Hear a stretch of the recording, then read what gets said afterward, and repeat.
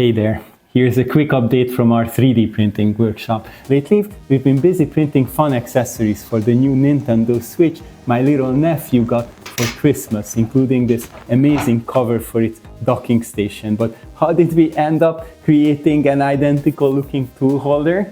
And what other unexpected rabbit holes did we fall into along the way?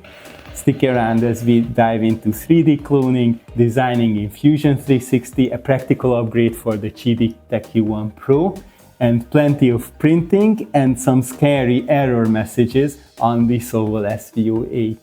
I'm Gergo, and welcome to Gergo Print 3D, our YouTube channel where we document our adventures in 3D printing and laser cutting, share tips and tricks, test machines, and have a lot of fun creating.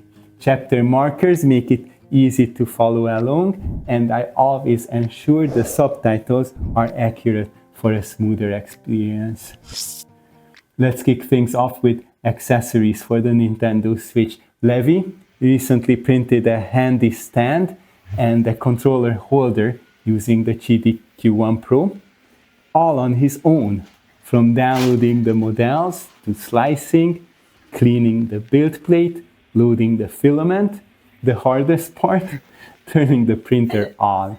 The power switch at the back is not child-friendly at all, maybe on purpose, but the end result is flawless. Such a magical feeling, anything and everything is possible with these machines. It's great to see him exploring 3D printing projects, but he wasn't the only one busy tinkering. I tackled an issue I mentioned in our last Geekbuying Q1 Pro video, finding a place for the top lid while printing PLA. Did you notice my solution? This simple support piece, designed in Fusion 360. It props the lid open for sufficient airflow when printing PLA and can be stored neatly on the top when not in use. I've already added it to my Q1 Pro upgrade project on Calls 3D, link in the description below. To showcase this creation, we are debuting our new motorized turntable. It's perfect for displaying prints in style. Fun fact, the motorized part is courtesy of Levi holding an electric screwdriver. The turntable model was something I found on Thingiverse, but I decided to upscale it by almost double, 175%, the largest size that fits the SV08. This larger version allowed me to use palm wheels for the rollers, which required further tweaks in Fusion 360. Printing such a large part wasn't without challenges though. The edges of the flat base began to warp and peel on the right side of the build plate. Likely the bed temperature was slightly lower at the edges and the first layer didn't adhere properly. After making slight adjustments in Fusion 360 to reduce the size while keeping the center cogs compatible, the reprint came out perfectly. Adding the palm wheels made the turntable spin much more smoothly. Since the initial recording, I've also replaced the crank with a dedicated shaft to connect to the electric screwdriver. You'll also notice I'm printing it in ASA for added strength. If the parts fit, I prefer printing ASA and ABS on the Q1 Pro because of its heated chamber. Speaking of ASA, the King Rune ASA I got from AliExpress has been surprisingly good quality, especially for its price. Link in the description. Like ABS and PETG, ASA needs to stay dry. So here's the new Sunlu S2 filament dryer in action. You'll see it again in the second half of this video when we unbox everything we got from Geekbuying. Remember, never print ABS or ASA without proper ventilation. I designed a simple adapter to connect a 100mm inline fan vent pipe I got with my Monport laser. It's fastened to the back of the printer using the 2 screw holes there.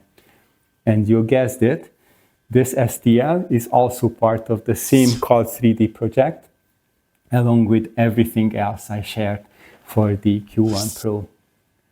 Okay, where were we? Oh yeah, the turntable. Why did we make one in the first place. It was for scanning Hapi, this little stuffed dog that has a special meaning to us. I wanted to gift Levi a replica. How cool is it that we live in a time when 3D cloning is a reality? For 3D scanning, I needed a smooth, rotating platform to help capture every angle of Hapi with the Creality Ferret Pro.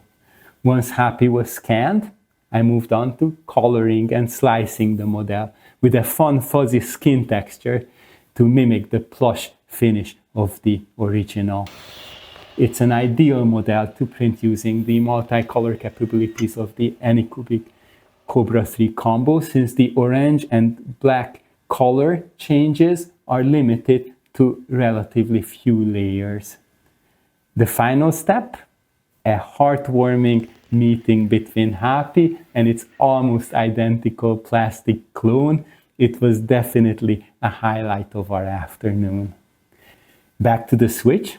We set our eyes on this amazing crystal Nintendo Switch dock cover Levi found on MakerWord. We already imagined how great it would look, printed with Sovo's green-blue forest rainbow silk PLA.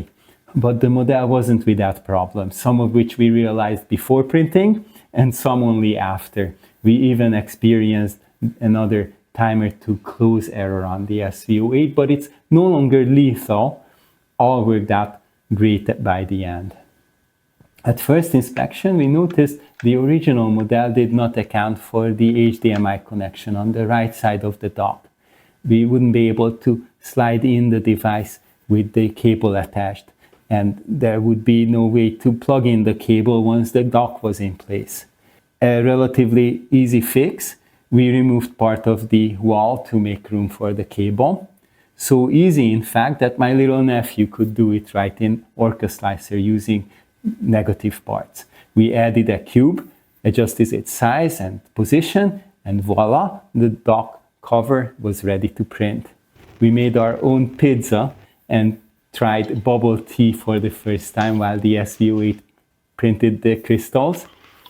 It actually took 5 hours and about 200 grams of filament to finish. So we also had time to unbox all the beautiful filaments we got from Geekbuying.com. We'll need this Creality Hyper PLA to take advantage of the insane printing speeds of the FL Sun S1 Pro that's arriving soon. But all the special colors in this 10 kilogram filament plus dryer bundle are also for the multicolor prints we plan to do on the Kobra 3 combo. More on these in upcoming videos, but this filament bundle is amazing value on Geekbuying.com. 10 spools of high quality filament and a well-reviewed dryer for just 180 euros with discounts is unbeatable. I don't see this exact bundle at the moment, but keep an eye out for deals like this. Now, the trick with silk filaments to make them shiny is to slow down the printing, at least of the outer walls.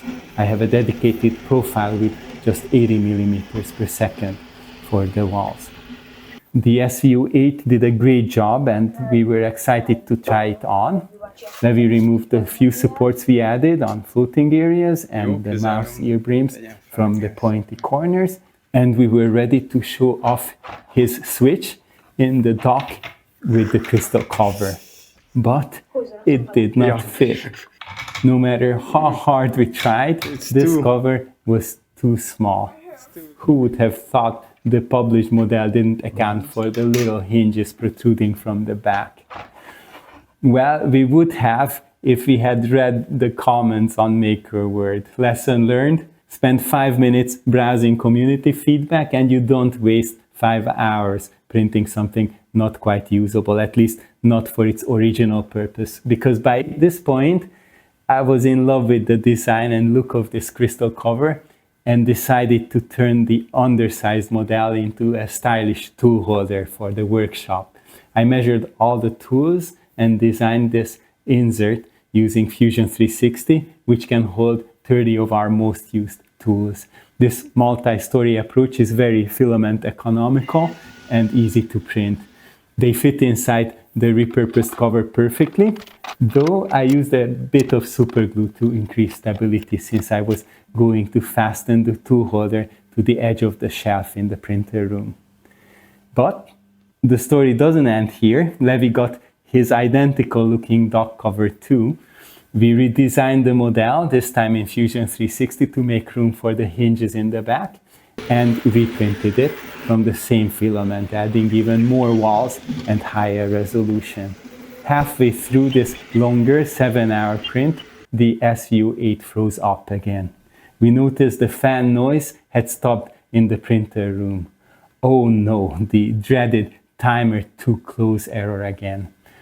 Fortunately, the bed was still warm enough to hold the model in place when we discovered it, and the recently updated firmware now includes the power loss recovery feature.